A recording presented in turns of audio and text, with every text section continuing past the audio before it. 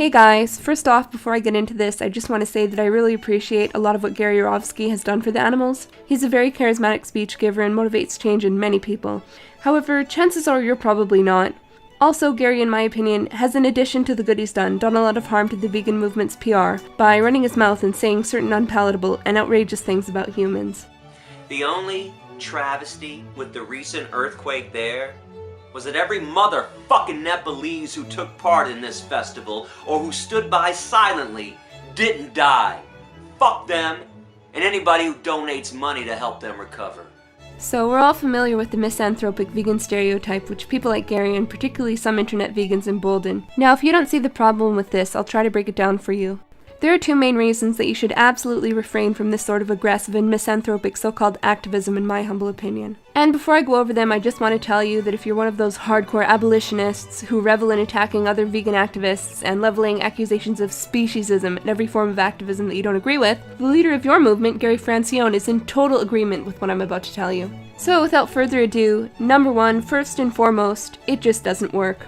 In case you haven't noticed, people are inductively bold, and what I mean by this is that most non-vegans will base their opinion on vegans as a whole on a single interaction with vegans. Maybe it was a so-called intersectional vegan SJW professor who says that all white people are racist in Jordan Peterson's case. Maybe for somebody else it was Gary Yourofsky expressing what we just watched, or his desire for vengeful rape of fur-wearing women. And for others it might even just be some random vegan telling it as it is in the comments section on Facebook. I know what everyone must be thinking, well, it's not my fault if people draw conclusions so quickly without looking into a matter.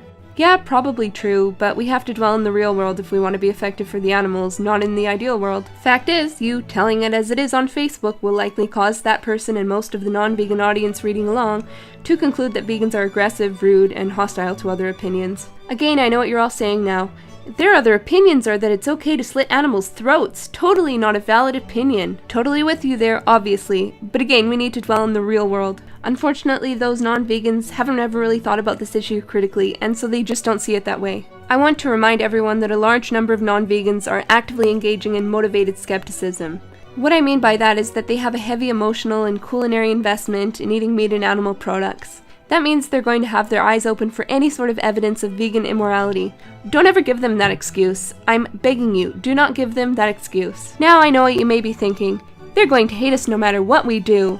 But anecdotally, I don't find that to be the case. Most of the vegans I have as Facebook friends, by design, are people who seem to buy into what I'm saying and be very polite and civilized in my comment sections. And several of my non-vegan friends have actually noticed this and told me that vegans seem to be really nice people. Now isn't that the sort of inductively bold conclusion we want people to be drawing? Also, don't think too critically of non-vegans for reasoning in this way. We all reason this way. I want to pull up my favorite vegan activism quote here for everyone to take a look at. The question is not, am I right, nor is this true, but does this work? In case it's not obvious, what this is reminding us of is to keep our activism in perspective. While it might feel great to logically pwn someone on Facebook, or to vent your anger at the carnists for supporting a Holocaust, don't let yourself forget for a second that this isn't about us. It's about the victims of the Holocaust. And if telling people that it's a Holocaust isn't helping to end that Holocaust, then stop what you're doing. If your activism is turning people off, then for the love of Christ, change your approach. If this, telling it as it is, no bullshit vegan persona thing is your approach, then I want you to ask yourself, is this working? Are non-vegans contacting me and telling me they're moved by my Facebook posts? Anecdotally, I can tell you that I have these sort of non-vegans contacting me. I just feel the need to reiterate here. A vegan man telling a woman who wears fur to get raped just isn't good vegan PR, no matter how you feel about the matter. If you care about the animals more than your ego, then just stop. Please. Now I want to discuss the second reason you should reject this misanthropic attitude, which is on a logical basis. We all know, well, I'd say to varying degrees, what speciesism is, and we understand just how arbitrary it is. We all reject it. Unfortunately, many vegans take up this attitude yet again in the service of non-humans, and make statements about how little human lives matter, like we saw in the clip from the beginning. First of all, I want to get into exactly what Gary means here, so we can all be on the same page. I think what he means here is that human lives are worth little on account of the fact that humans harm other animals. Now, I don't think that basis for misanthropy stands up to critical analysis, and I'll tell you why. Yes, humans hurt animals, but so too do great white sharks. Presumably Gary doesn't celebrate the suffering and death of great white sharks because they hurt animals, but he does celebrate the suffering and death of humans because they hurt animals. Why? Unless you think that humans are subject to different laws of physics such that great white sharks are deterministic and humans aren't, then you can't really claim that there's a sort of major difference between great white shark behavior and human behavior in that respect. Humans feel like eating stuff, and so go and eat stuff without really much thinking about the ethical implications. Great white sharks feel like eating stuff, and so go and eat stuff without much thinking about the ethical implications. Now I'll stop you because I can already hear everyone yelling at me that I'm validating carnist logic, and I just want to clarify that I'm not saying that human sweet meat should be viewed the same way we view shark sweet meat. On the contrary, the thing is, we just don't bother to pretend that sharks or other carnivorous animals are moral agents because it really makes no difference if we do or not in terms of the shark's behavior. It turns out that telling humans that they're morally responsible, even though they're technically not, after all determinism is a thing, actually changes their behavior. In fact, it's because of this that vegan education works, or any sort of ethical education for that matter. Also, before I get attacked, obviously humans don't need to eat meat to survive, and sharks do need to eat meat to survive.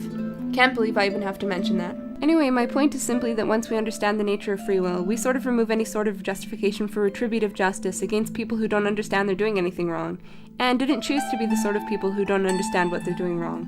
Especially if the animal in question, humans, can be educated toward voluntary ethical behavior, unlike sharks. And this relates back to point number 1. Who do you think is going to be more receptive to vegan education? A population that is boldly induced that vegans are nice people, or a population that is induced that vegans are cruel, misanthropic assholes? If you're thinking that a great way to inspire change in non-vegans is to applaud the deaths of non-vegans, you're delusional. Before we finish, I just want to articulate why misanthropy is speciesism, which we're all supposed to oppose.